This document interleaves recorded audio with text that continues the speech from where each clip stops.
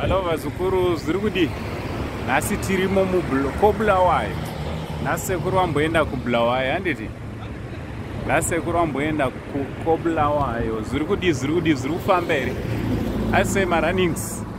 Tatiti mbokuratidzai, inzwaika vazukuru, hatingambotangirwe kuziva kuBulawayo nevamwe vanhu, handiti? Sasekuru venyika ndofanira ndiende kwese kwese. So nhasi tiri kumbokuratidzai kuti kuBulawayo kunei. So handei tinozvionera. Ndichiti salimonani linjani, siyapila kakhulu. Ngiyajabula kakhulu kuti namhlanje ngilapha City of Kings, handiti? City of Kings and Queens kuBulawayo. Yebo, so namhlanje ngifuna ukukhombisana ukuthi kunani lapha phakathi. Chithi wozani asambeni.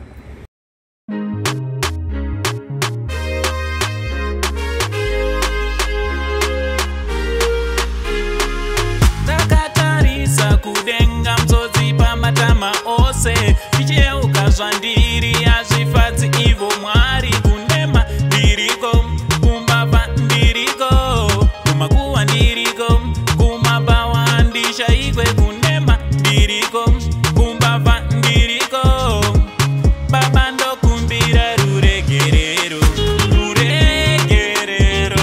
Ndinokumbira woishandakapoya pakawanda, ndakashora zita renyukuru, nyasha dzenyuru. Ndinokumbira woishandakapoya pakawanda, ndakashora zita renyukuru, ruregerero. Ndinokumbira woishandakapoya pakawanda, ndakashora zita renyukuru, inyasha dzenyu baba.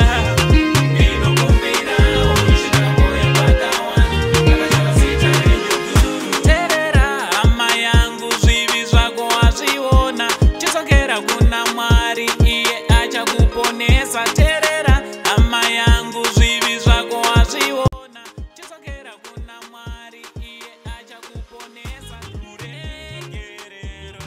Ndinokumbira woishandakapoya pakawanda, ndakashora zita renyukuru, nyasha dzenyuru. Ndinokumbira woishandakapoya pakawanda, ndakashora zita renyukuru, ruregerero. Ndinokumbira woishandakapoya pakawanda, ndakashora zita renyukuru, inyasha dzenyu baba. Ndinokumbira woishandakapoya pakawanda, ndakashora zita renyukuru. Kirozi topembera wagamuchira, kirozi topembera waponeswa. Ya, ndofunga ndakuudza kuti nhasi tiri kuno kuBulawayo, handiti? Namhlanje silapha kuBulawayo, and I just want to show you around. Just want to show you around. I'll show you one or two things. Yes, one or two things, vazukuru. Right.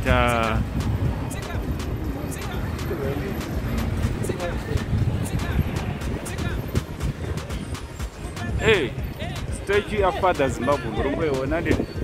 There's the statue ya Father Zimbabwe.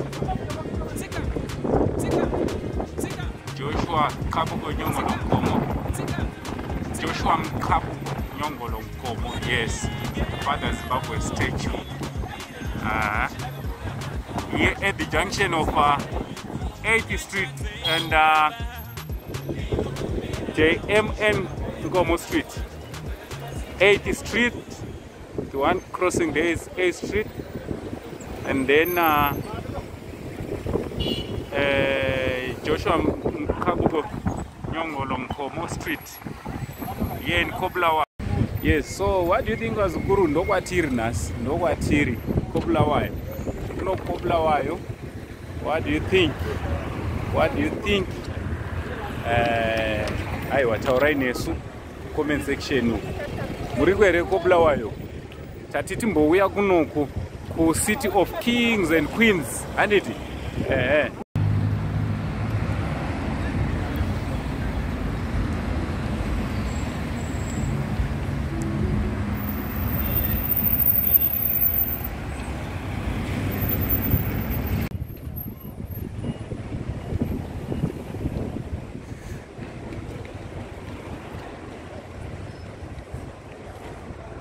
Sawubona ntombazana.